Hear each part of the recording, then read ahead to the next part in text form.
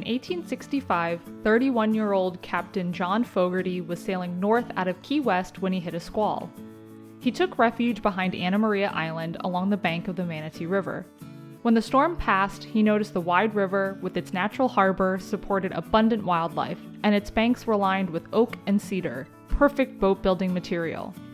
A year later, John and his two brothers, William and Bartholomew, or Toll, relocated from Key West to Manatee County. The Fogartys claimed land grants totaling 135 acres along the Manatee River between 26th and 37th Street West. They called their town Fogartyville, and it included residential homes, a general store, bakery, 2 churches, a cemetery, and boatworks buildings. Before the railroad and automobiles, coastal communities relied on watercraft for transportation and commerce. As such, the Fogartys developed a successful business, crafting smacks, schooners, yaws, and smaller boats. Toll's son, Bartholomew, Bat for short, was just 2 years old when his family moved to Fogartyville. At 19, Bat built his first boat, and over the next 60 years he would design and build hundreds more. Many of Bat's boats aren't around anymore, but we know what they looked like thanks to half-hull models. The part of a boat, or if it's a really big boat, it's called a ship. Well, the part that floats in the water is called the hull.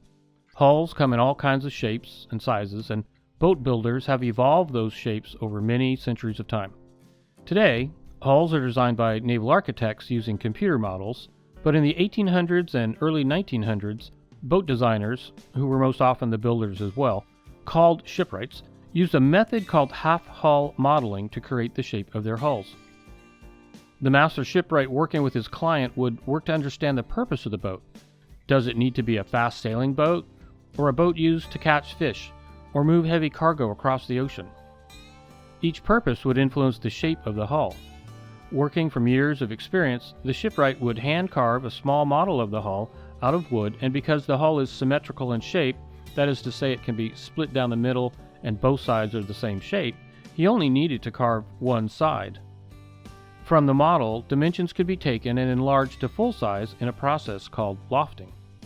From those patterns, the ribs of the hull, which define its shape, can be made, and then the outside planking can be attached to the ribs forming the hull. When Captain Bat passed away in 1944, the boatworks building closed. In 1993, his family donated the building and its contents to the Bishop, then South Florida Museum, and the Manatee County Historical Commission. When restorators visited the old building, it was like walking into a time capsule. Half-hull models, tools, belt-driven machinery, all as Captain Bat had left them. The building was too large for the museum to keep in its entirety, but many of the tools and supplies were kept to create this small model of Bat's shop. Even the metal sheeting is from the original structure. The main building and large machinery were moved to Manatee Village Historical Park in 1993, where conservators worked to restore the structure to its former glory.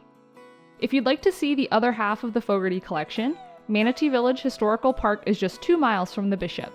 Their mission is to preserve and share the heritage of Manatee County's founding period, which is 1840 to 1918.